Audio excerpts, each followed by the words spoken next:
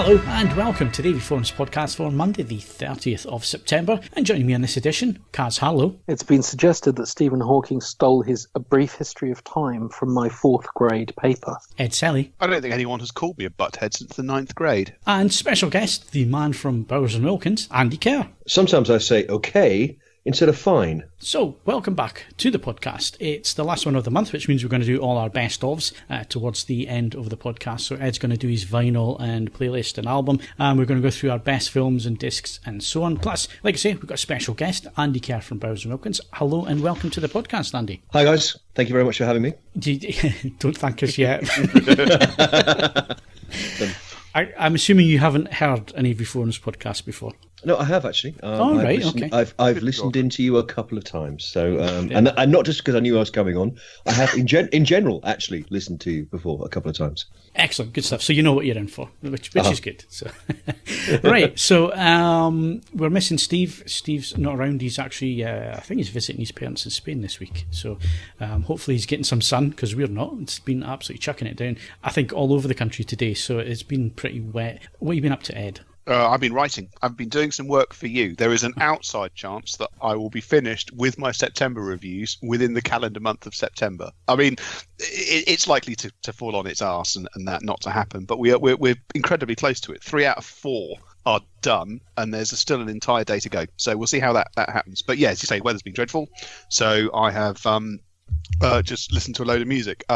Today, I've taken the advantage of having a $4,500 turntable and some other lovely things lying around to listen to all of the Shaman albums chronologically on vinyl back to back, which is probably not exactly what people should be doing, but you know, I thoroughly enjoyed it. It's been great. So yeah, there we are. There's a danger that I'll be ready to go before I understand how the new content management system actually works to get the reviews up. Oh, you're going to have fun with that as well. Kaz will have to show you.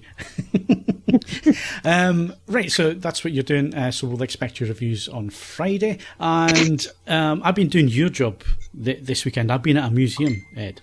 Actually been to the Jim Clark Museum in Duns in the Borders. We went out on a run today with the Mustang group. We're tempting fate there with it being wet, but actually the further north we got, the drier it got, unusually. So yeah, interesting day. If you haven't been to that museum, it looks like it's worth going in. I didn't pay the £5 entry.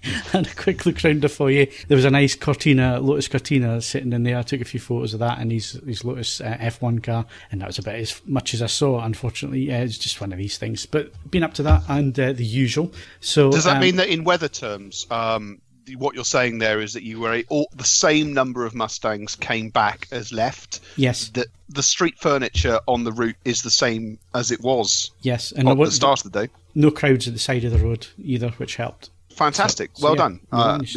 The taxpayers of the region breathe a sigh of relief. Yeah, and the petrol station's got some business as well. Some much needed business, yes. Right, Kaz, what are you been up to? You know what it's going to be like? It's going to be all really down and slightly tedious for me, and all the excitement comes out of my kids. So I went to a funeral. So there you go. And did lots of work and had zero sleep and dug up the garden. The kids, they had 2 parties. One of them was a disco, like a really late night affair, and I went for them, and I went and picked them up, and it was just non-stop screaming. Kaz, the funeral and the digging up the garden are 2 separate events, aren't they? Yeah. Good. Well, I didn't say a funeral and a burial. I was trying to. I'm just checking. You know, all this, the people asking to be composted and stuff. I was momentarily concerned there. You can bury bodies close to the house, right? There's no problem with that. The rules are many and varied. It comes down to it does have an effect on planning permission. If you have to admit that your great aunt Hilda is buried in the garden, that's a problem. Did you know? How did you know? Because where I live now, on the set of Hot Fuzz, it is a problem that there are old people buried in unexpected locations, which has caused problems with some of the new developments. The more you know. So that's how it's been. So the kids have had a wild time. I've been digging up places. Yeah, so living the rock and roll lifestyle we are here, so excellent. That's what we've been up to this week. Previous competition winners? No, we have to do the competition before we do the previous competition winners. So let's do that. Kaz. Win a copy of Curse, The Last Mission on Blu-ray, that closes 2nd of October. Win copies of Criterion September titles on Blu-ray, 7th of October. I think it's a bumper selection this month, because I'm pretty sure it includes 2 titles and then a trilogy. Win a copy of Arrow, the complete 7th season on Blu-ray, closes 8th of October. A copy of Lockup on 4K, 14th of October. Rocketman on 4K, that's 15th of October.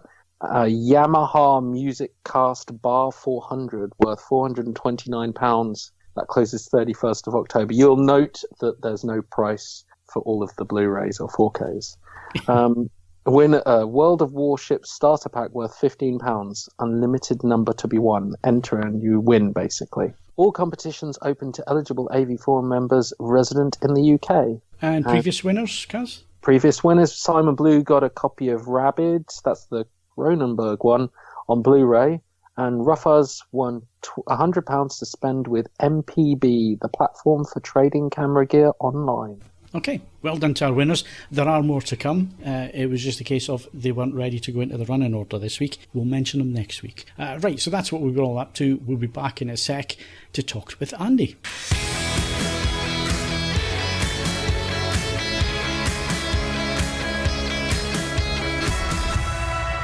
Okay, so let's move on to the hardware section. No reviews this week because obviously Steve's away, I'm busy in the middle of stuff, and it's the end of the month and Ed needs to do his playlist and so on. And we've got a special guest. We've got Andy Kerr here from Bowers and Wilkins. Right, for the one person who has no idea who Bowers and Wilkins are, maybe you can fill us in on the company, its history, Andy, and then your own personal history and how you've come to be at the company. Well, okay. So the company is British. We are on the south coast of the UK in Worthing. Founded in 1966. We originally developed premium loudspeakers. We're still quite well known for doing that. Happy to say we're still in the business of doing that to this day. So we do a range of loudspeakers from, relatively speaking, quite affordable price points up to not quite so affordable price points, including things like the Nautilus and the 800 series, the kind of thing in the latter case that gets used in recording studios quite a lot. Known for kind of being, relatively speaking, quite innovative in technology, trying to do clever things and new things.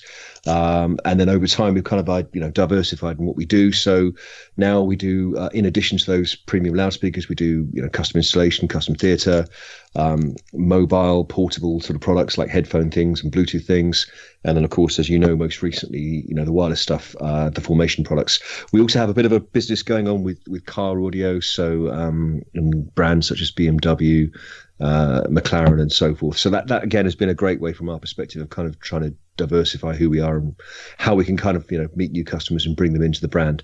In terms of me, well, like pretty much I'm sure everybody's listening to this and most of the guys I'm speaking to now, dyed in the wool, music loving, audiophile kind of AV guy from pretty much until I could walk. And prior to working for Bowers, which was some 10 years ago and a bit more, I was an audio journalist for some 17 years. So professionally involved in the business for approaching 30 years, personally involved in the business for pretty much the majority of my life. Okay, great stuff. So I guess we should start. Let's start with the new products. Formation. This is a new line for Bowers and Wilkins. Now, actually, first question: Bowers and Wilkins or B&W? Does it matter? To me, it kind of does. So we were originally B&W, and the issue that came around was basically from the late 2000s, really, when we started getting involved in car audio systems in particular. And one of the problems we had was that, people would say B&W, and if you say it fast, it sounds somewhat like another German car automotive brand, which is somewhat more well known in the wider world. So we thought, well, how do we deal with that? How can we kind of identify ourselves? And, well, we did have the name John Bowers, clearly, because he's the chap who founded the company, alongside his partner at the time, Roy Wilkins. So we approached the people who looked after the Bowers and Wilkins shop. I don't know if you know, but there's an independent Bowers and Wilkins shop, which is still owned to this day by Paul Wilkins, who's the son of Roy Wilkins, who founded the original company. And said, can we call ourselves Bowers and Wilkins? And, through a series of conversations, he was very helpful, very reasonable in the whole thing. We wound up, going that way. So if possible, if we can, Bowers and Wilkins. We'll answer to B&W like you would, but we prefer Bowers and Wilkins, not least because it just makes sure everybody knows exactly who we're talking about. Excellent. So, Ed, you have had a look at the newest products from Bowers and Wilkins. So perhaps we'll touch on them first, and then Andy can come in with the ethos behind the products and then where the products are actually going. Yeah, I mean, I've done reviewed rather than done. I've looked at Wedge and Duo for AVForums. The reviews are both up. They can be perused at leisure. It's been an interesting and genuinely fascinating product to spend some time with, particularly because due to the standard nature of my ineptitude, I didn't make it to the launch. So I received lots and lots of written material through the post, but otherwise it's here you go. And in many ways, I found that was very, very interesting because there's been a couple of occasions where products have turned up recently with no instruction manual. And it's like, it's sufficiently easy that you install the app and off you go. That's what it's. And all props to Bowers and Wilkins, the both formations, it's one of the very few times where that's actually worked, where the app on its own has been quite sufficient to get the product up and running with no assumed knowledge whatsoever. And it just feeds on that it's clear, from both the material that Bowers supplied and conversations I've had with you guys, that it's trying to bring new people in. And it does feel that as much as being a hi-fi product, every single aspect of trying to make it, work for want of a better word, normal people appears to have been as important, if not more important. And it felt together in a way that a number of other systems we've looked at over the last sort of 12 months haven't. And I'm assuming that sound quality has to have won out, has to have been the foremost, priority right at the start of it. But did you spend as much time with the user friendliness aspect of it as the sound? I think absolutely. Look, I mean, if you go back to and you guys have both been around the industry for a period of time, right? I mean, we've done products in this space in the past. We've done things like the Zeppelin, and it's been very successful in its own right in the time, when it was around. But clearly, the whole point of what we were trying to do now is just go one stage further than that. And one of the key, drivers beyond all the things that you traditionally would associate us with is how do you kind of meet the modern consumer in their own backyard? How do you kind of address the things that are important to them? And how do you kind of move the game on from, it'll do, So, I should preface all this by saying, historically, I was an early adopter of Sonos. I had a Sonos component way back in the mid 2000s. It's like probably a lot of audio journalists did at the time, and I had, if you remember, the old ZP100 products and all that kind of stuff. So I was very keen then to sort of see if we as a company could try and bring together the, I think, remarkable user friendliness that they've done with hopefully the acoustic performance that we're known for. So a lot of work, a huge amount of work in making it easy, making it intuitive, getting it out of the way. I think that's the most important thing, isn't it? I mean, if you look at all the best examples of the most important products in the consumer electronic space today, the product gets out of the way and the experience drives the value. That's really what it's about. You don't actually think after a period of time, oh, wow, I'm listening to a pair of speakers, or oh, wow, I'm looking at a 4K TV. You're looking at or listening to the thing that you've invested in. And where wireless audio in the traditional smaller scale British brand or European brand has fallen down is it's always been too much of a faff. I mean, if you know what you're doing, that's a separate thing. But not that many people really do outside of our little circle of hell. And when you step outside of that, it becomes like, do you know what? I don't care. I don't care how amazing it could be when it's eventually working. I just want it to actually work. So UI, user experience, by the way, thank you for saying what you did, is massively, massively important as a part and parcel of what we're trying to achieve. No, it definitely felt that way. And it's interesting because the experience of the two products, although they are very recognizably part of the same family, it's interesting that in some ways I came away with slightly different conclusions for both of them. I mean, the Wedge is an extraordinary product. The first thing is, is there any way? I mean, because I tried to take some photos of it myself for AVF, and I had a look at the stock photos. Is it one of those products where you must have sat there on a couple of occasions going, this thing looks so much better in the flesh than we can actually make it look in the photos? Without any question. It's Absolutely. one of those things. Nothing I can. It's one of those things. People have to take it on an article of faith in the review. It looks absolutely outstanding in the flesh, and there was nothing I could do in photography terms to really bring that across. But then Duo, to me, I mean, obviously that's, you've got Bowers and Wilkins calling cards and things that are not just styling details, they're actually physical aspects of your product design. I mean, how do you sit down with a clean sheet of paper and then try and tie all those different points together? Because I mean, obviously there's the bar in there as well, there's specialist subwoofers, there's the new little speaker. I mean, is there I may have missed it. Is there a single sort of piece of styling cue that does tie it all together and goes, this is formation? Yeah, there is. I mean, I think very good observations, by the way. I think the key point here is if you look at the majority of the products in the formation portfolio, they have a commonality around what's called the waveform or the flex form. You can see it on the front of the product. So if you look at the wedge, if you look at the bar, if you look at the new product that mentioned, the flex, and also the audio, they have what looks like an undulating wave structure that kind of runs across the surface of the finish. And that kind of brings them all together. And that's partially because they're all common to each other. They all kind of form an easily and obviously identifiable family of products at a kind of consistent, broadly accessible price point. Does that make sense, by the way? But Duo's somewhat different. Duo was very much the first product that we did. I think if you go back to the original idents and the product marketing requirement, which is the original document that I'm kind of responsible for writing, it goes way back to 2014, which is a long time ago now. And the whole idea was, how can we do something that kind of proves to the wide world? How can we say something that proves to the consumer, but also to the press and also to our guys, to the dealers and distributors? We really believe in this. We really think we can do something new and different. And the conclusion was, well, we need to do something that to some extent only Bowers and Wilkins could do.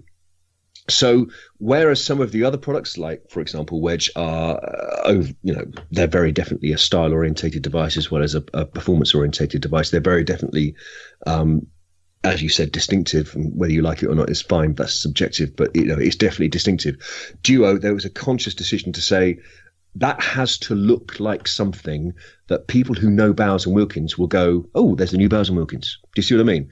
In the same sense of, and the analogy I've always used, and actually was written down in the original document, it's a bit like a BMW i8.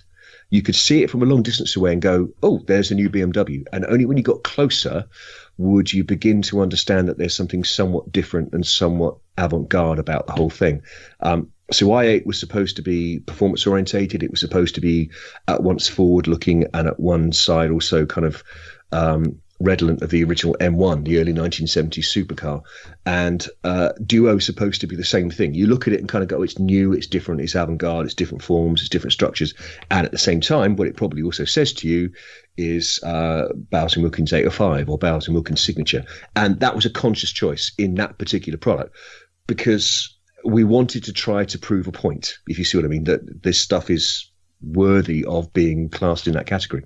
That does, to be honest, that makes a huge amount of sense because you look at Duo and there's bits of 705, there's bits of 805, and there's bits of I can't even remember what was the name of the. It was a little floor standard that you guys did, and Signature. Yeah, it was.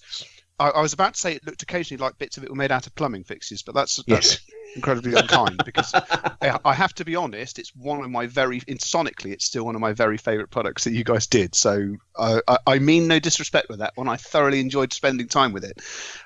There's also, and it's interesting going back the i8 analogy because not only is there stuff you recognise from the contemporary products, as you say, there's hints and sort of suggestions of things that have gone before. In terms of, obviously, you've gone to the effort of developing all this. There's still products coming out.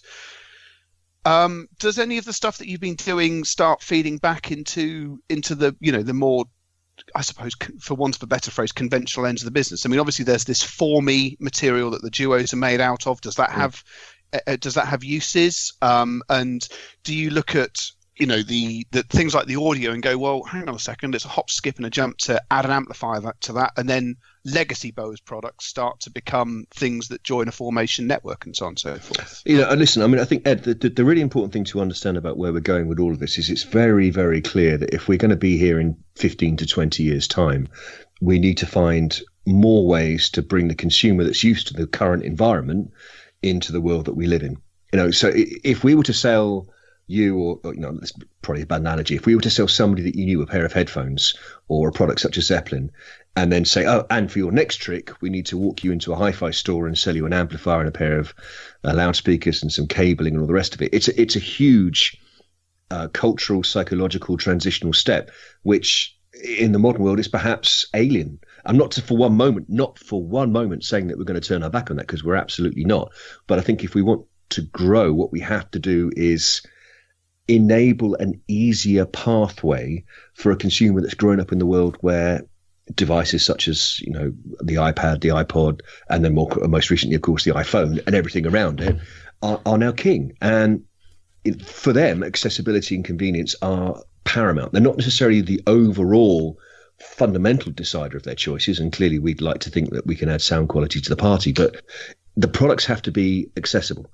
So having the best analogy I can think of, and again, an internal messaging thing. Once upon a time, when we were working on this product and this platform and this technology, we had an internal industry business code name for it, and we referred to it as Nirvana. Now, clearly, we knew full well we couldn't ever use that as a consumer-facing name, because there's a certain rock band somewhere in the States that might have a certain amount of comment on that. So I've heard mention of them once. Yes, or twice, indeed, indeed. So it was more kind of what is it supposed to represent? It was supposed to represent the idea of a utopian ideal where convenience could be married to performance, where simplicity could be married to flexibility. So Nirvana was supposed to kind of represent an ideal state of great sound for everyone. That was the premise. Once you've got it, once you've developed the wireless platform, and obviously the wireless platform is a thing we bang on about a lot because it's ours and it took a long time to do it. The rest of it's just kind of horticulture. You know, if you refer to the idea of like Nirvana as the Garden of Eden, the rest of it's just horticulture. You want a big tree, we can do that. You want a small tree, we can do that. You want a little bush, all of those things are easy because it's just loudspeaker engineering, and we know how to do that. So undoubtedly there will be a great many more products that are part and parcel of the Formation family over time. Duo, as it stands today, is the only premium performance model. Clearly we'll be working on, in fact we already are working on, more products to join that portfolio, and there'll be other things both more affordable and more expensive, larger and smaller, over time. Can we get to a point where that's the only thing we do? I'm not going to commit to that, and the reason I'm not going to commit to that is there's always going to be guys like us, particularly like me, who have, you know, amps and wires and all those sorts of things. So I think what we'll see over a period of time, which might even take, depending on how things go, decades, is a steady and slow osmosis where we kind of move towards just one line. But yeah, I mean, you know, for example, you cited it quite correctly. Can you put an amplifier in a Formation audio? Yeah, of course you can. Absolutely. What kind of amp? How many watts? What's the requirement? What are we trying to drive? There are a few questions we have to think about, but can we put an amp in it? Yes, absolutely. And same again, you know, can we take the Duo and make it a floor standard? That's just one example. Andy, what's the consumer journey for you with Formation? I.e., somebody comes in, buys a wedge, they like the product, they add that to their home. Where do you see the journey going from there with your products? Well, look, I mean, I think it's actually a very important point that you've made just there, and I think one of the things that we wanted to add to with the new one, the Flex product as well. We're well aware of the fact that there are substantial brands out there doing substantial jobs, very well, by the way, of kind of communicating the value of whole home audio and the value of wireless audio. So the consumer journey from our perspective is hopefully, whether it's buying one product or multiple products, we're trying to convince the consumer that we can at the very least compete with the best available on the market now from the point of view of wireless flexibility and simplicity, as Ed was saying earlier on, of setup and all those sorts of things. So we're at least modern. And then hopefully we can bring in all of the other things that we're known for as our selling points, which is we're known for sound quality. We're known for transparency of performance. We're known for potentially interesting design and premium finish. So the consumer journey should be, we would like to think, beginning with a pair of headphones. I think that's the most obvious example. If you were to talk about where we are potentially able to grow the most, it's successfully converting a potential customer of another brand of headphones, taking that customer and convincing them of the virtue of our pair of headphones, and then potentially over time taking that customer into other product areas, such as a soundbar or a wedge or a flex or whatever. As I said just now, that customer's highly unlikely to kind of walk straight into a hi-fi store and walk out with £30,000 worth of premium high-end hi-fi. But if we can bring them in and kind of engage them in other spaces with other areas of what we do, but always with the same performance first, perspective on how things should be, potentially we've got the opportunity for a longer standing business. The car stuff works in that same sense, of course, as well. That's the other reason why we do it, beyond clearly the money.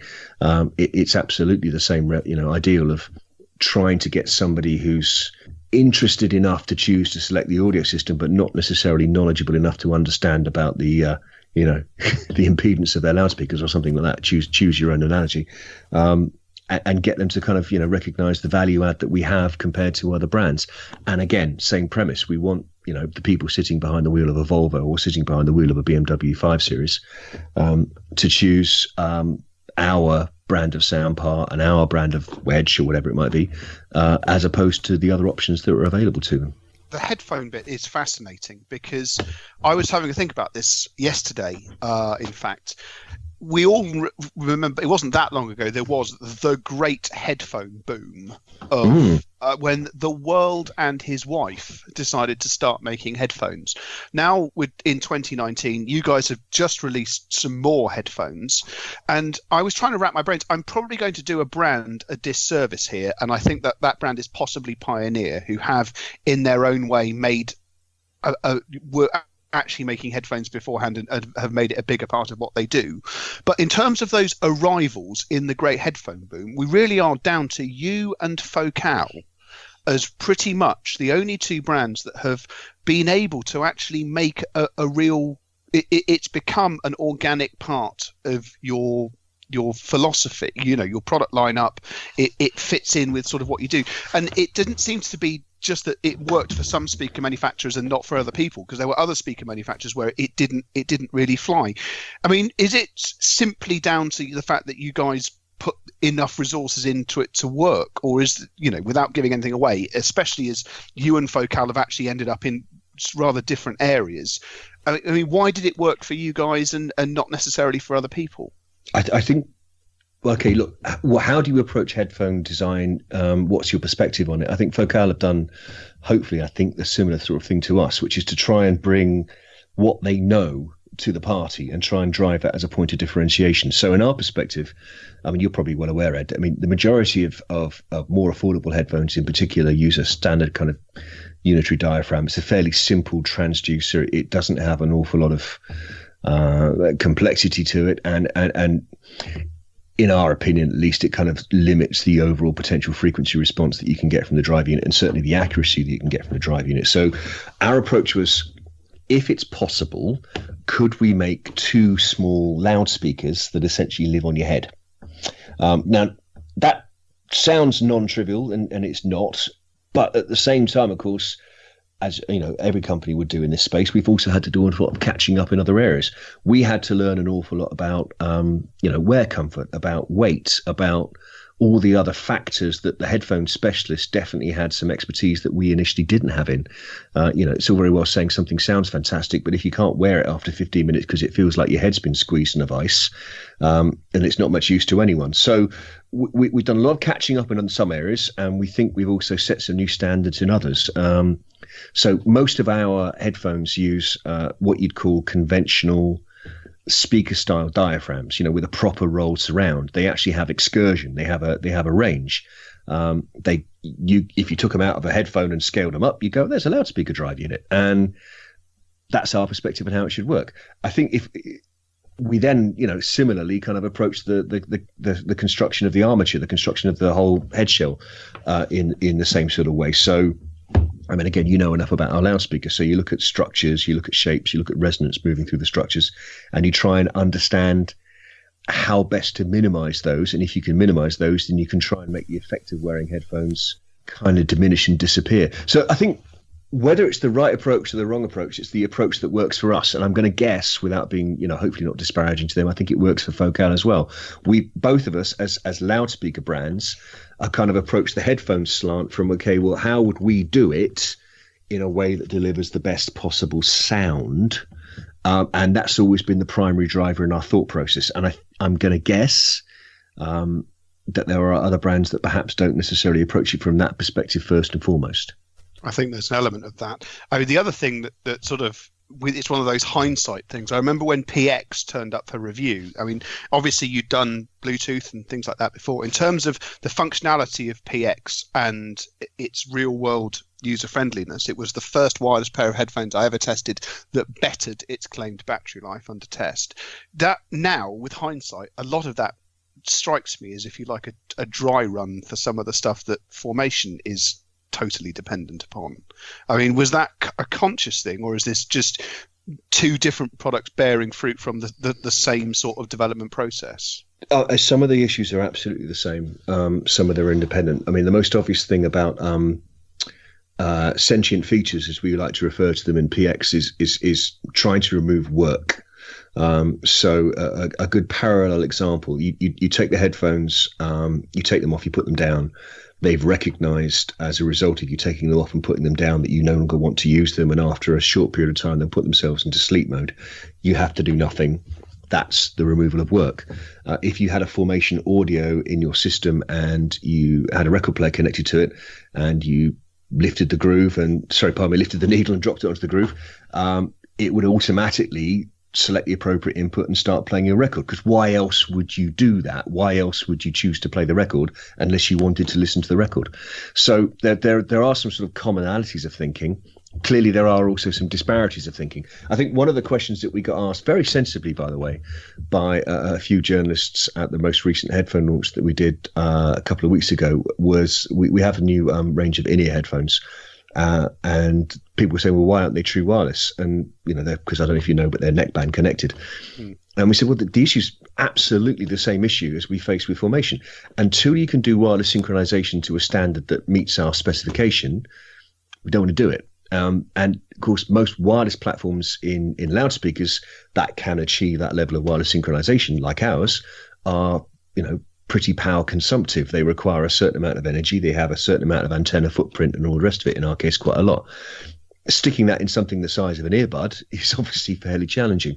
So we could do wireless in ear this year, but we said, no, we can't do it, because it would be kind of a discontinuity of logic when the messaging that we've been trying to put out about why we've chosen to create the Formation platform for conventional speakers. It's a nice little learner, though, selling people the one that they've lost. Apple's making a killing out of that. Yeah. You can't possibly comment. I know. No, it's fine. I suppose my last question then is also, I busied myself briefly looking through your current range. I'm in the very fortunate position that I've just come off the back of testing the 606 as part of a group test for another publication. 805 has been part of another piece that I've done, and it wasn't that long ago that I did the Formations, and actually 705 S2. You actually came round to my old house to deliver those. It was very nice of you. The one that strikes me now, you've still got Nautilus sat there, and I know it undergoes, without necessarily overt publicity, I know it undergoes revisions and so on and so forth. So an original pair of Nautili is not the same as one that you buy, a pair that you buy in 2019. Has this reached the point now where it's your LP12, your Lin LP12, and it sort of will exist for as long as there is the demand to drive it? Or are there a group of young bloods in the engineering department who really want another stab at designing a no hards barred loudspeaker?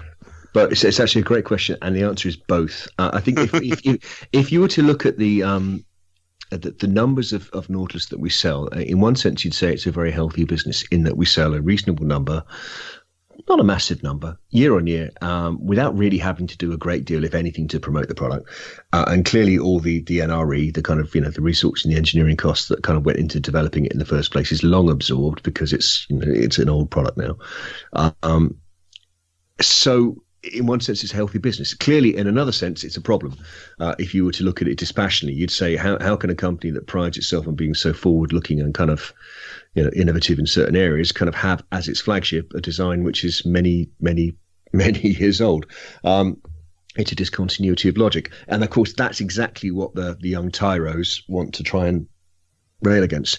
So all I'll say is whenever in my time, and that's approaching 10 years now, we have taken some serious time to look at the Nautilus and say, what do we do next? How do we kind of move on with that?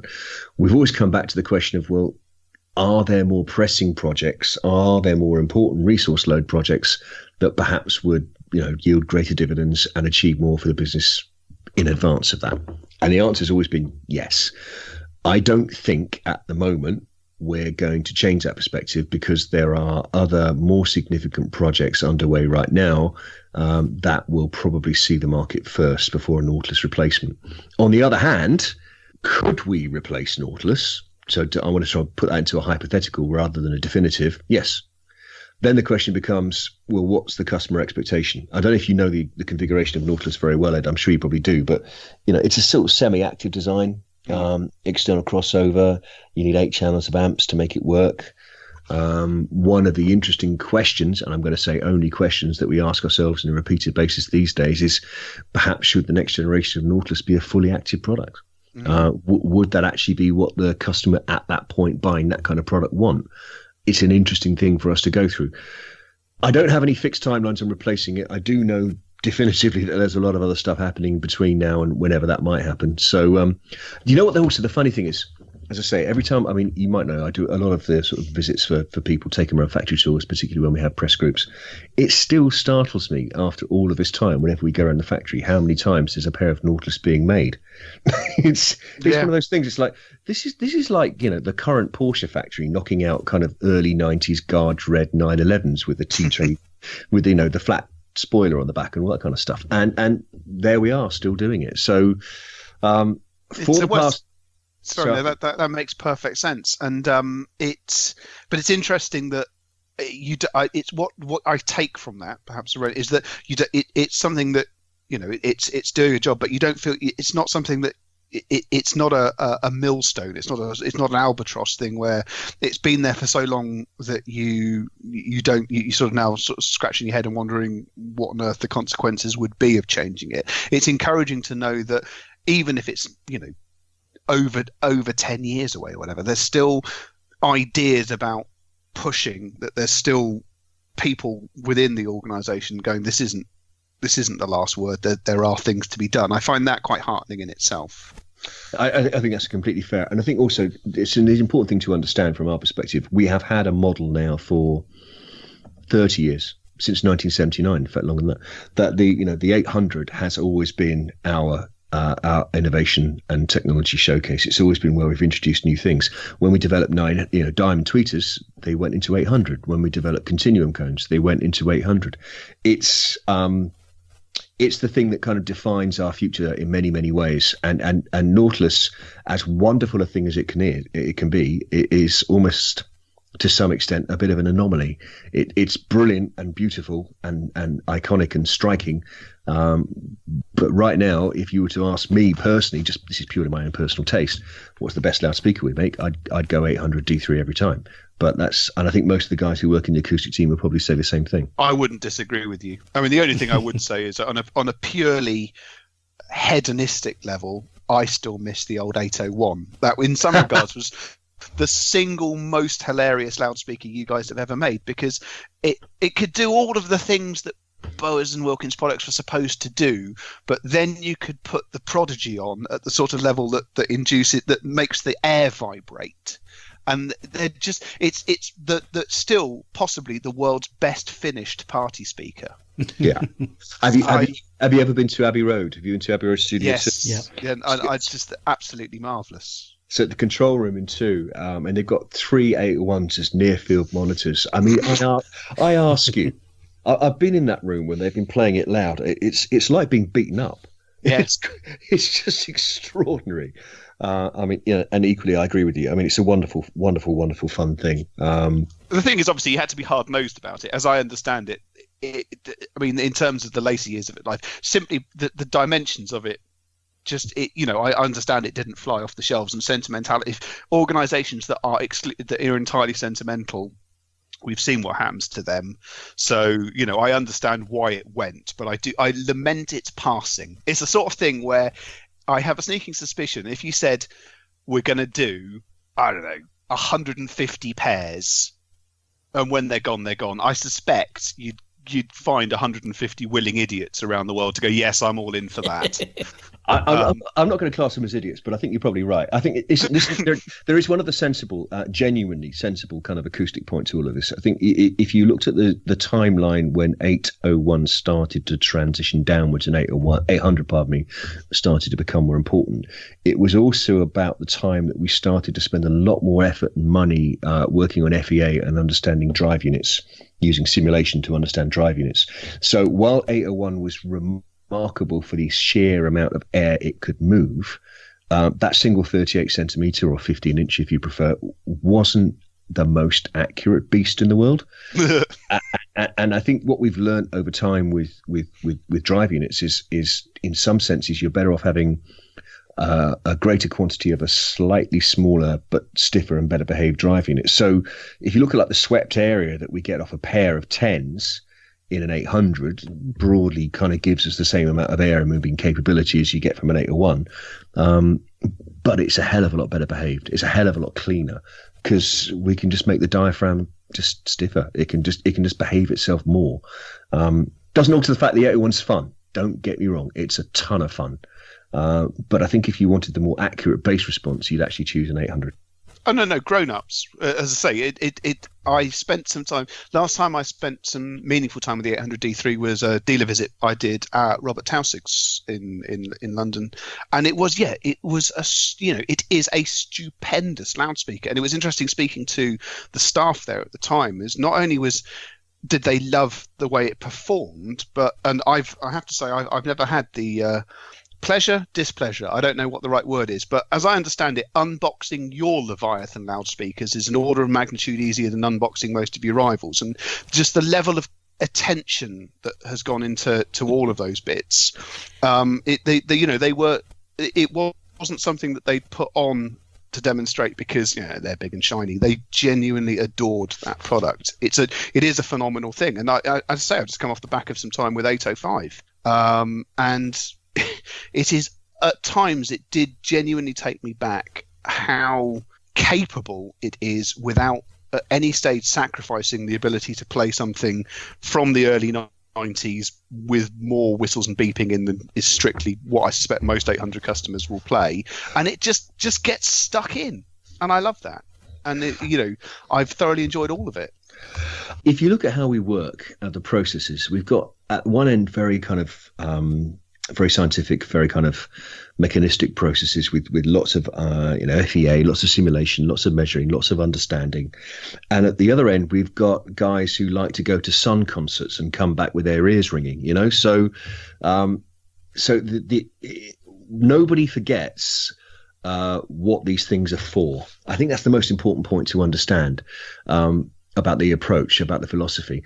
And also, nobody is ever so arrogant as to say, right, that's it, we've made the most perfect loudspeaker, now our work is done. Not least because we all want to stay employed, clearly, but on a more relevant level, we always know within certain levels that, in 5 years' time, measurement tools will have improved, our ability to simulate and understand will have improved, perhaps a new material will have emerged, whatever it might be, and we can go again. And you shouldn't be in any doubt. I'm not going to give you a timeline on it, Ed, but you shouldn't be in any doubt. We're going again. The 805 that you've listened to, and thank you for saying what you did, but there'll be another one. And it won't be the same. Doubt it. And I'd like to think it will be better because kind of what else are we for if we don't do that? Would be the summary. You should always be able to listen to every generation, whatever generation it might be, and go, that's us. but you should also be able to listen to every generation and go, that's better than the last one. Okay, so let's wrap up on the future then, if that's okay.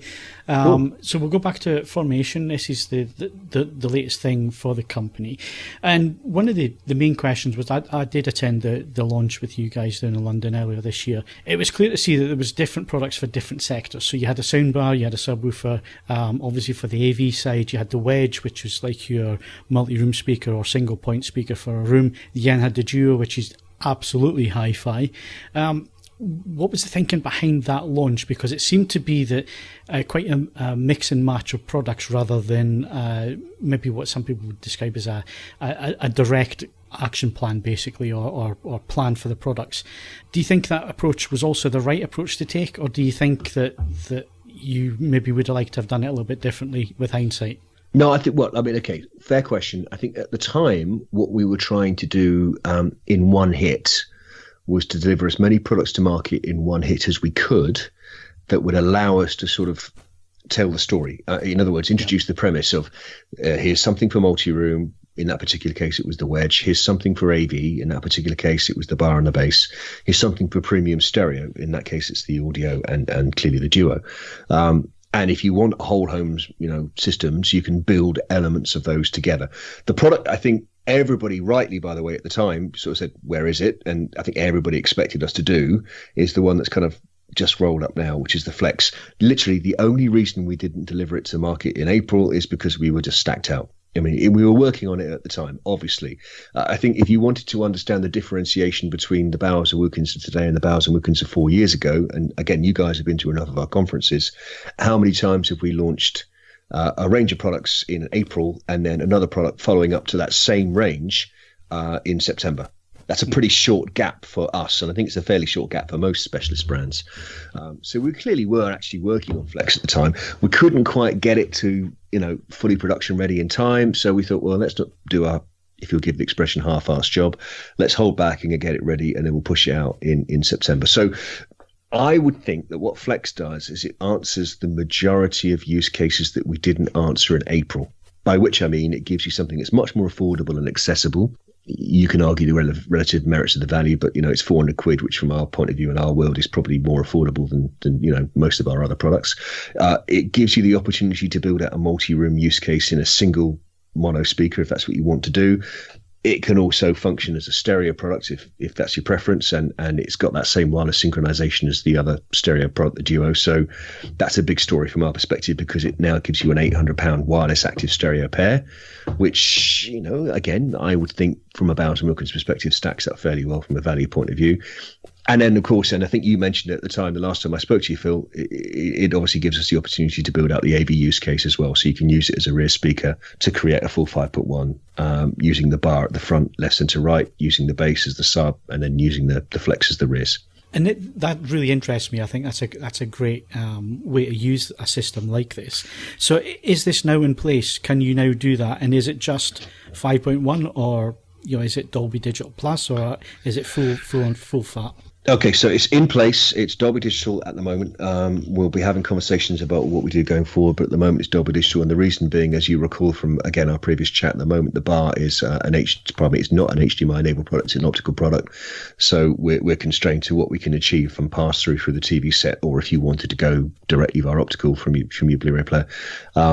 So yes, 5.1. Whether we need to extend or expand outwards to 7.1 or whatever else, or 7.2 if that's what the customer wanted to do, I don't think that would be problematic. But right now we're just going with 5.1 because it's the simple use case to address. I think the key differentiator in our wireless platform compared to other ones is that 1 microsecond in-room synchronization. And I think you guys will know as much as anybody the importance of getting your delay levels correct, your understanding how to set your system up and what difference it can make getting the delays wrong.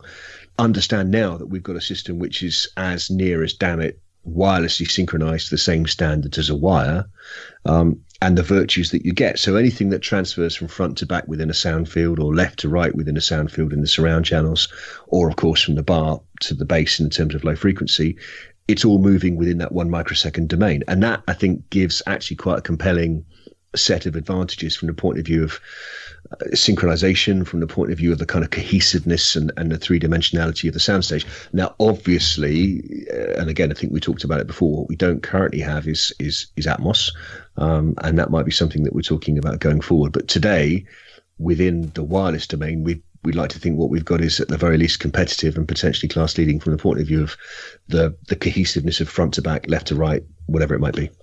Okay, great stuff. Andy, it's always great to talk about the products. It's also great to play with the products. They're always a Bowers & Wilkins product, and I think that's the biggest compliment we can give the products, is that it's a Bowers & Wilkins. And just to wrap up, I don't know if you want to answer this or not, it's up to you, but in the present climate, I mean, things aren't easy at the moment in the market for a whole host of different reasons, main one being uncertainty over Brexit and so on. How much of an impact is that having on a company like yours going forward, and R&D and so on? Are you holding back?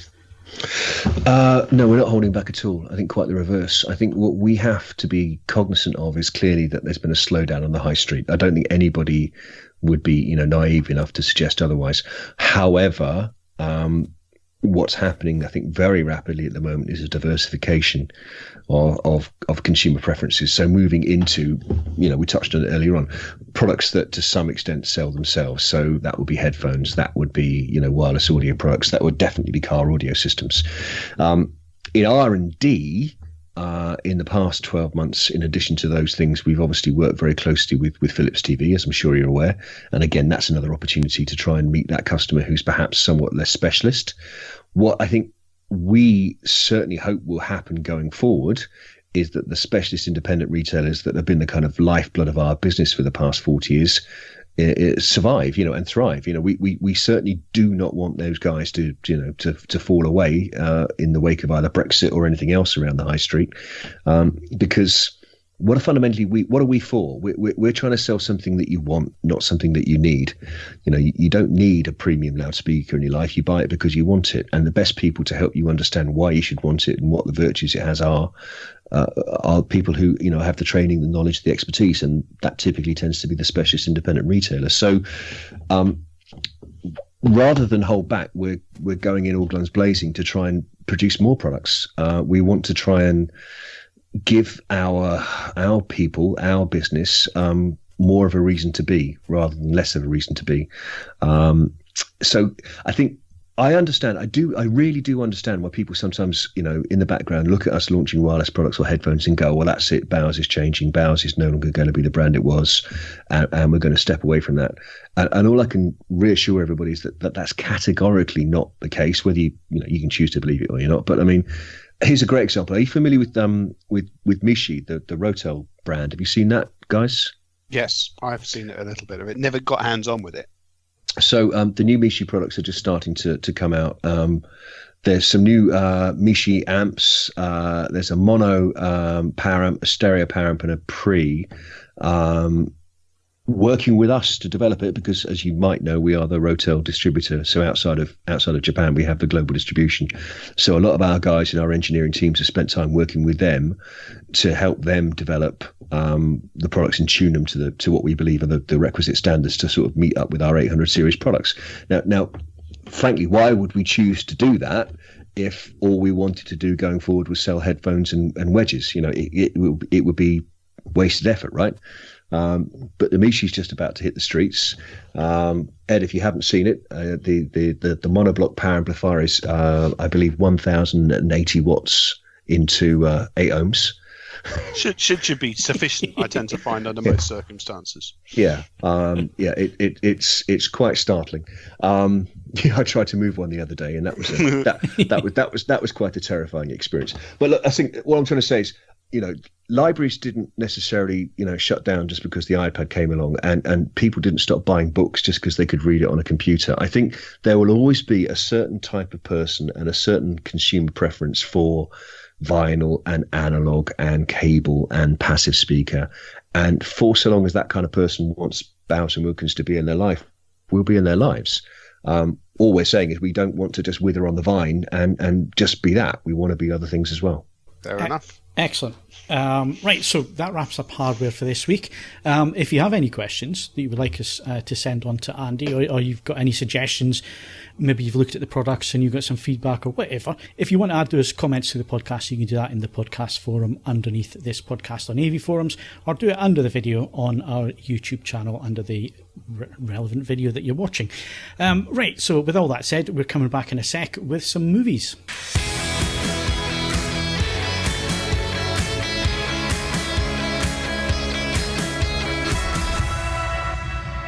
Okay, I said movies. I was lying. It's end of the month, so we need to do Ed's playlist, album and vinyl for September. So Ed, why don't you blow us away with some excellent recommendations?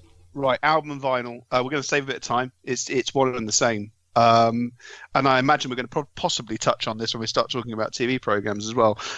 On Friday, Netflix released a program, well, a one-off called Sound and Fury, done by an American artist called Sturgill Simpson. We'll discuss the visuals if that comes up in the TV bit. Suffice to say, I'm going to take credit for this, Ed, because that's fair enough. I did have a reminder set, but the long and the short of it is the soundtrack is Sound and Fury is available on all the major streaming services, and it's available on vinyl. And I can't work out exactly whether it's brilliantly terrible or just astonishing. It defies easy description. The nearest thing I can put an analogy to, after ZZ Top released the incredibly famous Eliminator album, they then went full 80s and released an album called Afterburner, which is also brilliantly terrible.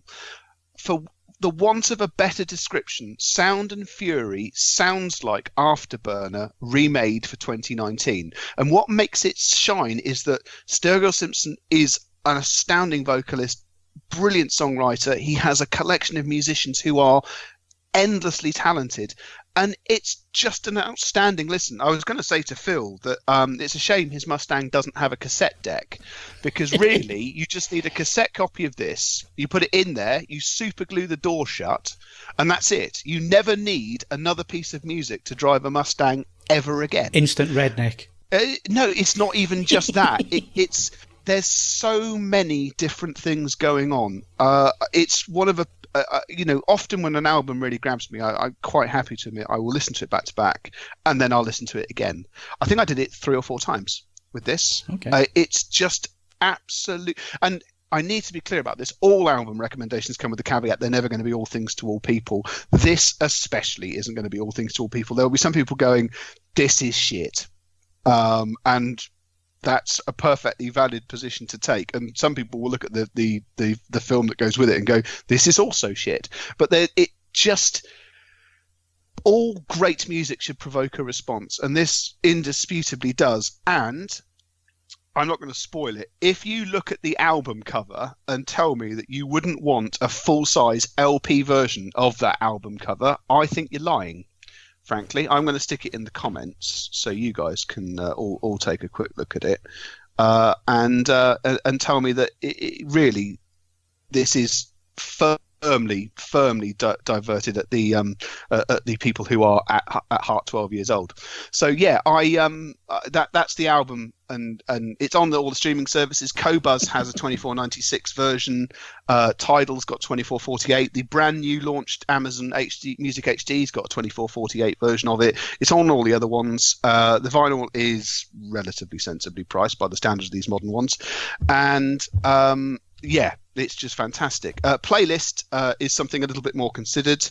We're back to Tidal for the first time in ages. Tidal came out with a playlist called Lo-Fi Dreaming. Now, lo-fi, I don't think lo-fi excites such strong opinions amongst people. It is literally music designed to sort of happen in the background. And this is just a really well-considered 3-hour playlist that happens in the background. And every now and again, you'll look at it and go, oh, that's quite good. And then, obviously, streaming services being streaming services, you can select the artist, see what else they've done, and get stuck in. I mean, Tidal's curated content, we've been complaining about this for a bit. I think it's gone off the boil. This is the only playlist they've done this month, which I think is any good. And unfortunately, none of the other streaming services are really stepping up to the plate on this. But this is a good listen. listen. And your friendly reminder that even if you don't have a Tidal subscription, you can get the URL of the playlist and insert it into the playlist of streaming service of your choice using the Soundies app. Which, again, if you ask me, I can stick the link in the comments too. Yeah, I'll be getting a link to a playlist, Ed, because it must have about 3 months worth of content now. Well, at the moment, it's just me playing that Sturgill Simpson thing on loop. I mean, honestly, it is music to oversteer too, which is, all I'm looking for in these things. But no, there's loads of stuff. I mean, there's that Salt album I linked to you yesterday. I've been thoroughly enjoying that as well. But I thought for brevity, I'd keep things limited down to just this one improbable release from Sturgill Simpson. I've got to say, I love that album artwork. It's excellent. We might even go with that for the. Oh, we can't because it's copyright. Dash. There we go. Can't For use once, I can actually chip in on Ed's music choices. Well, did you watch it? Presumably. Yeah, I did. I haven't reviewed it yet. It was bewilderingly strange. And for those unfamiliar with Sturgill Simpson, it's like, for me, it was like country rock. Probably, I can't describe it any better than country rock with some assistance on occasion from Daft Punk. That's possibly fair. I mean, I thought it was taking itself a bit too seriously until the dance number, and then things, picked up from there. So. Oh yeah.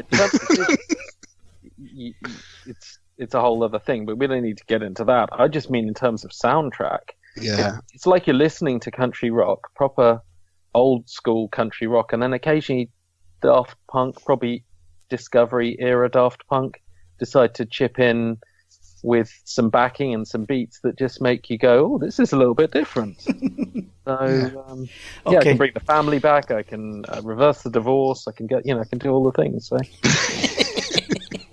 I'll have a listen later this week. I haven't had a chance yet, but I'm now, the interest is peaked. I'm going to go and have a look at it. Right, we need to move on quickly. Film of the month.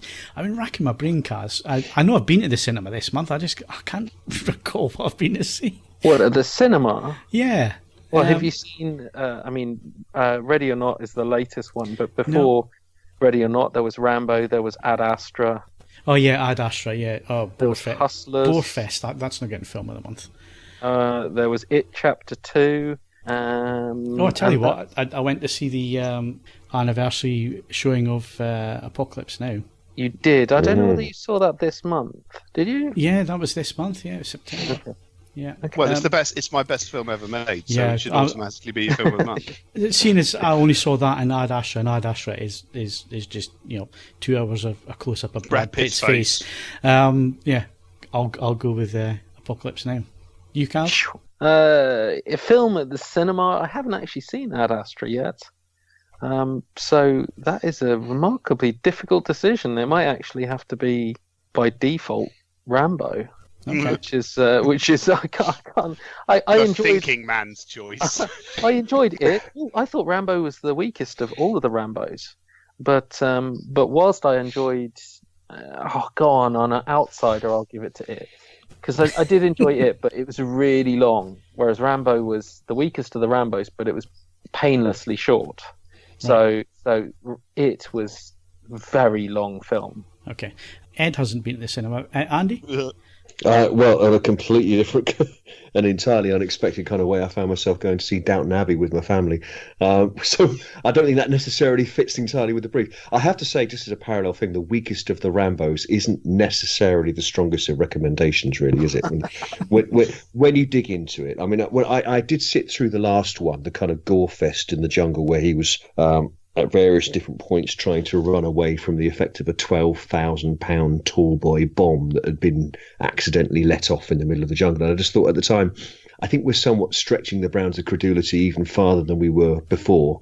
And the fact that he managed to survive and not be, as he clearly would have been, spread all over the place in many small parts of John, was kind of an indicative kind of show oversight of where the film's going. So I probably will refrain from, if I'm honest, watching this one. I did watch at home Godzilla King of the Monsters, having said that, which clearly is not necessarily the most intellectual films either, but it was quite a good laugh. That's what it says on the tin. It's big monsters beating the hell out of each other. That's it, basically. It's certainly quite good at getting your subwoofer going. That's all I'm going to say.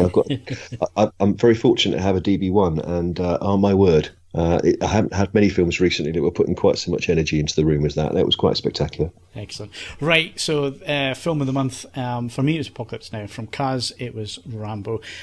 Films opening this week, Kaz, 2 here, and I think I might actually go and see both of them. Definitely going to go and see The Joker. Oh, interesting. You're going to go see Judy. Judy is I think about Judy Garland. Yeah. It's supposed to be a big one from Renée Zellweger. Yeah. I think they've even tipped it for an Oscar nod, maybe. Like that she might get put up. We for are an heading Oscar into nod. that time of year, aren't we? Yeah, but yes, okay. So it's a biopic of Judy Garland, and it is supposed to be very good. And Joker, which is I don't really know what it is. I mean, it's not giving much away in the trailer, is it? Other No, than a real desire to go and see it. Yeah, it's supposed to be the character from Batman, but what they've done with it is going to be interesting. And again, they're nodding it for Oscars, saying it's beating Heath Ledger. We'll have to see what they pull off with it. But it's supposed to be brutal. It's got Joaquin Phoenix completely, utterly committed to the role. Robert De Niro, and I can't wait to see that. I'll be seeing that day of. Yep, so that comes out Friday. Judy is out on Wednesday, so that's the films. We've got to do disc of the month. Unfortunately, I haven't bought any discs this month, but I know you've had loads, Kaz. I have had loads, and it is the tough call. Start of the month, we had Avengers Endgame 4K, we had Apocalypse Now Final Cut 4K, and we had Casino 4K, which all would have been tremendous. But I've got to say, I'm gonna go slightly against the grain and give it to John Wick 3, because that was utter reference demo tremendousness. I mean, the colours in Dolby Vision, it was I wanted to really write about every single scene I saw in there that looked amazing, but there wasn't the time to go through it. It was the most stunning of all of those releases, and I was wowed by seeing Casino in 4K, but John Wick 3 really was impressive, and the soundtrack was fantastic. Yeah, and I love the series. The Atmos mix is incredible on that one. I think it's one of those ones where you've all seen the kind of the showy mixes where people are trying deliberately to sort of accentuate the Atmos effect to try and capture your attention, whereas I think in this particular case it always contributes but never feels like it's there for the sake of it. It's always part and parcel of the experience in a very effective way. And of course there are so many sequences in that film which change from space to space. At one moment you're indoors in a kind of really intense fight sequence, and then another moment you're outside in a massive space in a really intense fight sequence. There's a lot of fight sequences in that film, but it's an incredible Atmos mix all the way through the whole thing, both in terms of like the actual show offness of it, but also how artistically it actually adds to the experience of watching the film rather than just being there for the sake of it. Yeah, I mean, anything that takes you out of a film is doing it wrong, basically. So, yeah, if it adds to the experience. I'll be picking this one up. I saw it at the cinema. I haven't picked the disc up yet. And I told a lie. I said I hadn't bought any disc. I did. But I'm not going to bore you again because it was the Apocalypse Now. So I'm not going to bore you again with that. But, yeah, it looked as good on disc as it did in the cinema when I saw it on the IMAX screen. Right, so that's disc of the month. And disc released this week, Kaz. Yeah, so on 4K we got Shining. They're calling it the extended cut, but the Shining, the new cut of The Shining. Gremlins. One of the best Christmas, after Die Hard, one of the best Christmas movies ever. Yes, that's fair. And I assume Rocketman's also clearly the other one that's what I'm particularly excited about, because again I went to see it in the theatres when it came out, and obviously that's out I believe tomorrow actually, and again, I mean, you guys have all probably seen many demonstrations, many bits and bobs with Bohemian Rhapsody. I mean, Rocketman was, I thought, amazing in terms of the quality of the mix, in terms of the presence of the soundstage, and just it's whether you like Elton John or not, it's clearly fantastically well executed as a film. So I'm very much looking forward to that as well. Although of course we'll be probably finding it somewhat harder to get the right demo sequences from it because it's somewhat more colourful, shall we say, than Bohemian Rhapsody was. And isn't it funny that Tiny Dancer is now considered to be one of his big hits, but actually it was pretty unheard of and it didn't do well when it was out and released, and it was only Almost Famous, the film, that actually made that record a hit, basically. It's funny how that worked. It's often the way, though. It's often the way. And not, I mean, in more extreme cases with some unfortunate artists, it only starts to hit home long after they've either stopped performing or they're actually, died. I mean, Terry Callier released 3 of the finest albums of the late 60s and early 70s, achieved no recognition at all, and then people sort of lurched into realizing they were quite good 20 years later.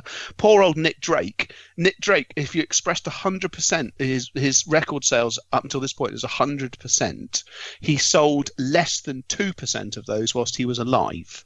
So Elton John got off quite lightly in some regards. At least he got recognised during the point when he was, during the point where he was knocking the songs out. Such is the volume of stuff he did. It's only fair that every now and again one of them possibly went under the radar at the time they came out. Kaz, is there any reason why we're not reviewing Zombieland that comes out this week on 4K Blu-ray? Just as many as we can get in quota. Okay.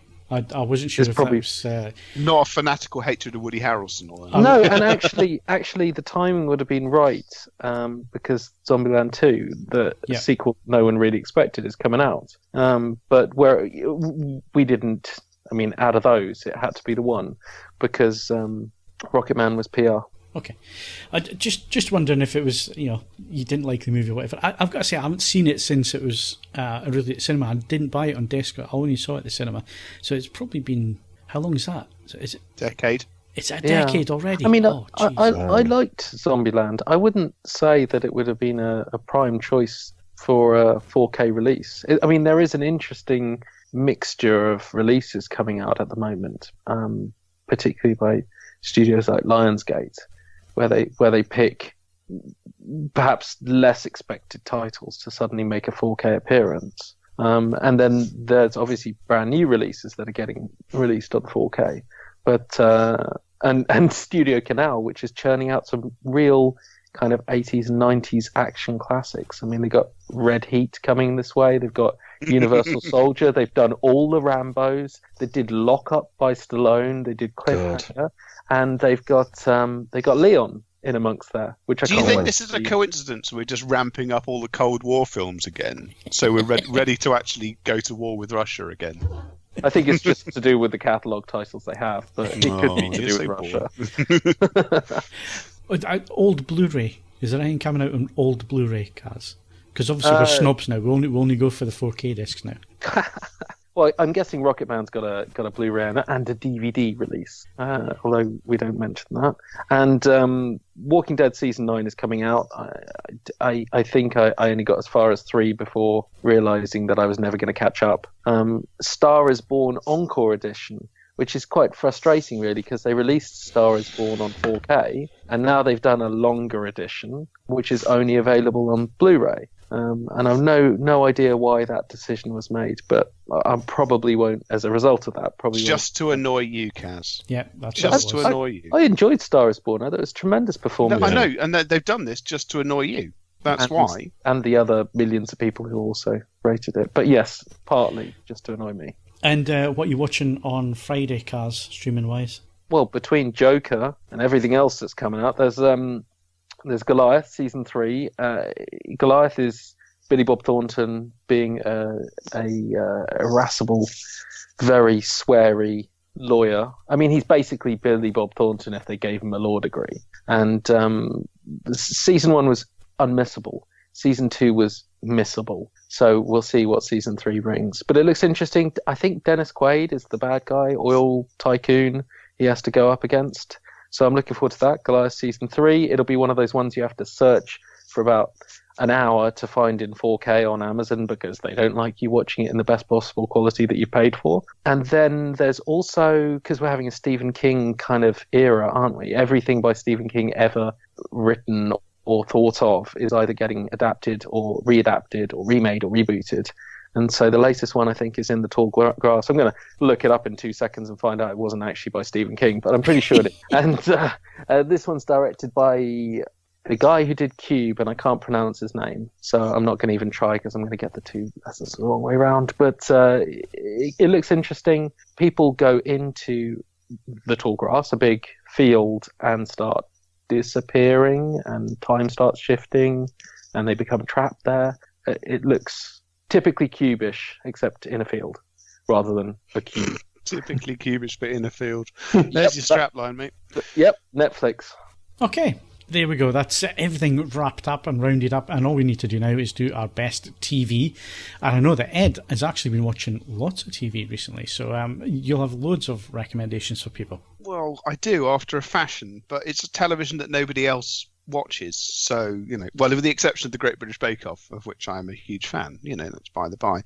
I have enjoyed the new season of Archer. That was, I think, just about this month. That was thoroughly good. I mean, set in space, obviously, randomly. It's the perfect length of time to eat your tea to if you're doing something else afterwards or planning on watching something else actually sat in front of the television. So that's good. Would also give a guarded thumbs up. There was a new season of Netflix's Fastest Car. Now, provided that you don't actually try and watch it in real time, it's quite a good program. The Fastest Car is an 8-minute program crammed into nearly an hour. You don't need to watch the sob stories. You need to see what the 4 cars are and then who wins the race. But thankfully, Netflix's excellent track skipping allows you to do that perfectly easily. So you can get an entire season watched in just over an hour. It's I'm all power to them. I'm delighted that they found out about the backstory of all the people and the rest of it, but I don't care. I want to see who had the fastest car, and I did. So, that was all good. And unusually, I would say, for fans of the franchise, this season's Celebrity MasterChef actually has unearthed some celebrities that can cook, which has made it a bit more interesting than usual. Okay, good stuff. I'll have to go and have a look at that Fastest Car. That's piqued my interest. Did you know Ancient Aliens is now on Netflix, Ed? I did see Ancient Aliens is now on Netflix, but I just don't think I'm drunk enough at the moment. Sorry, Phil. Can I put an honourable mention in for Punk on Sky Arts, which I've just ploughed my way through this 4 off, and it's certainly my age group is wonderful, absolutely wonderful, as a kind of documentary about music, about the music scene, about the 70s, the 80s, and then kind of concluding with the Nirvana era, and just the most interesting and insightful music doc I think I have watched in years. So if you haven't seen it, I highly, highly recommend that. Interesting, good stuff. Hip Hop Evolution, I don't know if you've been following that on Netflix. New episodes turned up this week for that, so I'm going to go and watch that. I'll tell you if it's any good, but I've enjoyed it up to now. It's been really good. One for you, Ed, Rust Valley Restorers, also on Netflix. I saw it. I've seen that. I haven't watched. It just strikes me as a man who wants to be the bloke from Fast and Loud, but is more neurotic. Yes, that's basically it, and they're Canadian and they're nuts. Oh, but God, actually, he's Canadian. Ooh, but actually, there's some decent motors in there, and stuff that you would appreciate, like the Riviera, and there's loads of Mustangs and Challengers and all that kind of thing. So you would enjoy it. It's good. Stuff that I've been watching, I don't want to go too highbrow, but I seem to be watching lots of BBC 4 at the minute. Did anybody catch the documentary on the Spitfire? Yep, very much. Oh, brilliant. What absolutely a fantastic brilliant looking thing. Beautiful. Cinematography is amazing on it. The stories were excellent. So if you haven't caught that yet, it's on iPlayer, BBC 4. Churchill and the Movie Mogul. That was again something worth watching. I certainly dipped into that and enjoyed it. I haven't finished it all yet. And the other one I'm going to mention, again, history, is Raiders of the Lost Past, which I think is 3 episodes of, and I found that truly fascinating as well, getting into my documentaries at the minute.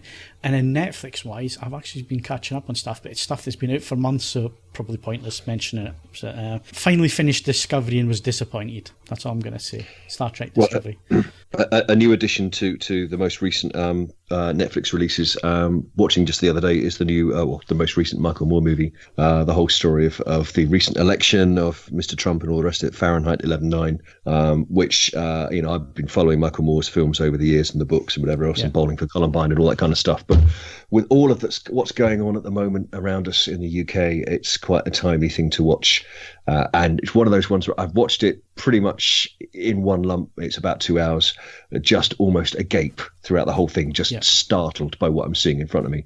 Of course, you can have your own perspective on the editorial, but there are certain parts of it which clearly can't be kind of, disputed. They are what they are. And it's just remarkable.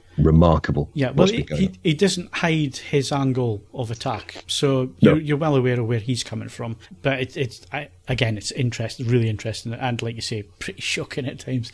And Kaz, you've been watching the most TV out of most of us. So what do you recommend? Well, if you want to see Ali G act, you can go and watch Netflix's The Spy.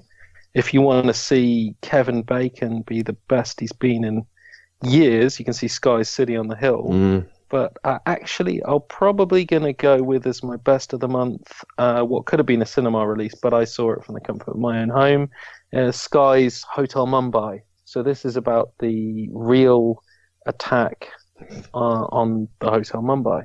And it's a fantastic dramatization with Deb Patel and Armie Hammer, and it's just I think I described it as a horror film, like a slasher film, because it's like watching Die Hard except without there being a Bruce Willis character. It's just a bunch of terrorists in a confined space with a lot of hotel guests and just going around executing them. And it's horrendous to see this like real life events unfold and the people just trying to survive the horror of it. It's absolutely gripping. 2 hours of gripping, can't turn your head away TV. I thought it was fantastic. So watch that and then go and watch Chernobyl. Yeah, to lighten up. Want to be really depressed, then watch those. I mean, yeah, that's. Well, I mean, Chernobyl has an effect of actually making you very angry. I don't know whether I got that in Hotel Mumbai. I think I was just very sad. But yeah, they're both gripping, absolutely gripping. And that's on Now TV. Did you say? It's on Now TV in the pathetic quality they do, which is 720p. But it's also out at the cinema. I would think people with a Sky package will just watch it at home. Very, very worthwhile. Okay. I don't know if it's still lurking. If you've been enjoying your documentaries on BBC4, did you? I don't know if it might be more up Andy's street. Did you see that Dieter Ram's Principles of Design thing? No. Okay, sounds interesting. I watched. I watched about 20 minutes of it. It was interesting, but I had something else to do at the time. I haven't revisited it yet. There's so many things where, annoyingly, he's absolutely right, and that in some regards we've made no progress since about 1959. And I think the fact that he obstinately continues to live is quite. It must be infuriating for people trying to make, because he stands astride design, 20th century design architecture, like a colossus, and it's a nice little documentary. It's not necessarily revelatory in any way, shape, or form, and he has a terrible phono cartridge, but other than that, it's a nice sort of view into the man, and just looking at some of the things he's done, it's like, yeah, I could find house room for that. I could find house room for that. Oh shit, my house is full. So no, it's all good. That's probably still lurking on iPlayer somewhere. And then finally, if you really suck for something, that Saving Lives at Sea thing about the RNLI, every single episode's got something in it which makes you go, oh my word, I wouldn't do that if you paid me, let alone as a volunteer. So that's all good. So and Ed, we should really mention go back to the Sturgill and Simpson.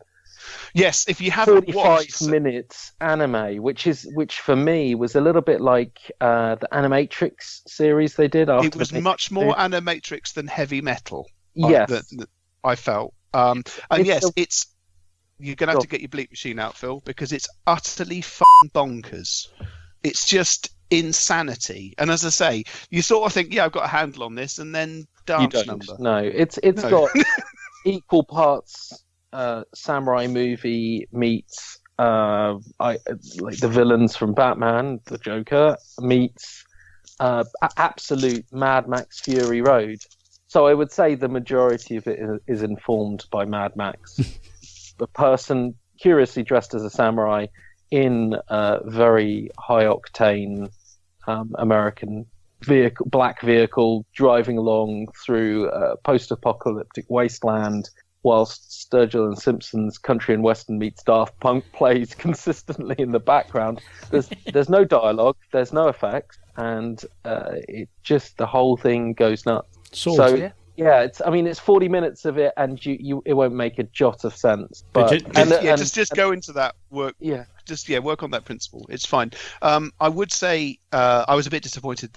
I mean, obviously, Love, Death and Robots had got that cracking 4K Dolby Vision. I was a bit disappointed it's just HD, but nevertheless, it's still fundamentally entertaining. Especially, I mean, obviously, we're recording this on Sunday. It goes out on the Monday. If you are, looking for something to be utterly bemused and drunk in front of, come Friday, that's your program. It's a good. I mean, if you stay with it to the point where for no discernible reason they just decide to do an en masse, well choreographed dance, then you know what you're in for. You have to be on like your sixth beer by then, which is an accomplishment given that it's only 43 minutes long. But easily done. Yeah, try for it, because at some point you're invested in it, maybe, and the fighting stops for a second, and they just all goodies and baddies just do a big dance. It makes no sense to country and western meets star punk music. And that's pretty much something. I'm sold. I'm off to watch it now. All right. So one other thing I'd like, just if it's somewhat different from that and somewhat more straightforward, but also in the same sort of vein of interesting stuff that's happened just this week. It's the 50th anniversary of Abbey Road. Obviously, we have a kind of connection with Abbey Road. There's a ton of really good content that's been coming out of Abbey Road this week, and the Beeb has done an amazing series of kind of music docs. You can grab most of them on the radio rather than on TV. But if you're looking for something to kind of have, downloaded to the phone on your way to work on a pair of headphones while you're sitting in the tube or whatever it might be, I can highly recommend the stuff that's currently knocking around on BBC Two. Obviously, you can grab it on Radio 2, but you can also grab it on the Radio iPlayer, on the story of the recording of the Abbey Road album, because it's not just about music industry and all the rest of it. It's also about all the frankly extraordinary stuff that kind of went on in the background around the nature of recording of that as well. So from my point of view as a music nerd, that's something I'd also like to add. I've strummed the keys on that piano. Well, there you go. That's not a euphemism, I hope. No. For many years, people who'd been there and so on said, "Oh yeah, it's the atmosphere and everything else when you walk in, the history and so on." And I just thought it was claptrap until I actually walked in to the place, and I've been lucky enough to go a number of times, and there's just something about it. As soon as you walk through that front door, past the offices, and then get into the actual studio areas, and there's just something about it. The hair stands up on the back of your neck, and you can feel the history just coming through the walls in that place. It's a really special place, and obviously a special album that came out of it. So good stuff. How many times have you been, Andy? Lots. Slightly surreal story. Have you got time for a slightly surreal story? Yeah, go on. We've all got time. So, 2011, maybe 2012, I'm doing an event in support of Mojo, if you remember Mojo, the music mag, and EMI, where we were doing a setup in Studio 2. Where we were going to do a live playback of the then remastered back catalogue on vinyl. So an engineer called Sean McGee, great guy, lovely guy. He's one of the most charming people you'd ever meet, actually. Had basically spent years now working on audio strands, doing a full white glove remaster of all of the work to try and reissue it on this new heavy gauge vinyl pressing. It, of course, clearly in stereo. So we kind of came up with the idea, clearly we'd like to get involved. We'd like to help the guys at Abbey Road kind of promote all of this. They said, well, that's fantastic, but, Mojo Magazine want to do the event inside Studio 2. Are you cool with that? And we said, well, fine. And it's only when we got there that we kind of realised that what they meant was actually inside the main space. If you've been there, you'll know that Studio 2 is quite big. It's not as big as Studio 1, which is huge, because that's clearly where they do all the orchestral stuff, but it's still a pretty big space. And we were just rocking a pair of 800s, so we were kind of slightly concerned. But it worked. It was okay. It was fine. So we set it all up. And I'm with Sean McGee, as I say, the guy who'd spent all this time working on it. We're doing the sound checks in the afternoon. So there's just me and him in Studio 2, and we're playing a bunch of different Beatles records. And then at one point, we actually played the album Abbey Road, which is in itself a fairly iconic experience. And obviously, I'm terribly concerned as the Bowers guy that, he's happy that it sounds good because, he's the guy who's, been responsible for the curation of the music. And he seemed fine. And he said, I'm going to get a coffee. Do you want one? Great, fine. Now, for all of about 2-3 minutes, I'm now completely by myself in Abbey Road Studio 2 with no one else around, and I'm playing the Beatles, Abbey Road, on Bowers & Wilkins loudspeakers quite loud. And as you can imagine, clearly you're going to take the opportunity to have a little sing. I can't sing, but why wouldn't you at that point? You're enjoying the experience. And I'm dimly aware that there's this voice joining in over my shoulder. And I completely out of, no expectation. I just assumed it was Sean. And I turned round and it was Paul McCartney. So at which point I'm rendered virtually insensible, like some absolute gibbering idiot. Now he kind of just went, I guess I should have been involved with this, really, shouldn't I? And kind of walked out through the door, just went, and I just couldn't even kind of form any. And like afterwards, you think, no, was that real? Did that actually? And then years later, a very dear friend of mine who works there now, Jeremy, I kind of caught up with him. He went, "Oh no, I remember that," because he was outside the door when McCartney kind of rocked up and went, "What's going on inside?" He said, "Oh, it's the Bowers guys. They're playing some music," and he just sashayed through the door because he kind of clearly does because it's his studio. So it did happen, but even now, after all this time, it's still one of those ones where I can't quite believe that actually happened. All right, you beat me. I tinkled on the piano. You got to meet the legend. There you go.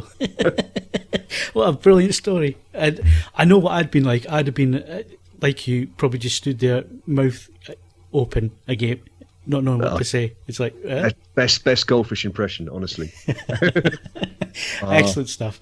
Right, so on that bombshell, that is it. That's all we got time for this week. Really big thank you to Andy Kerr for coming along. Thank you very much, Andy. It's been great having you on the podcast this week. Been my pleasure. And that's it. So my thanks to Ed Selley. Honey, you were first runner-up at the Miss Hawaiian Tropics contest. Why are you going to throw all that away? Kaz Harlow. Law school is for people who are boring and ugly and serious. And Andy Kerr. Oh my word, I've forgotten my lines. Don't forget, you can follow us on Twitter and Facebook, bookmark AVForums.com for latest reviews, news and videos. Plus, why not leave us a 5-star rating on iTunes, but only if you enjoyed the show. Also, head over and check out our YouTube channel for videos from the latest product launches and reviews. And while you're there, feel free to subscribe. I'm Phil Hinton, thank you very much for listening, and we'll see you again next week.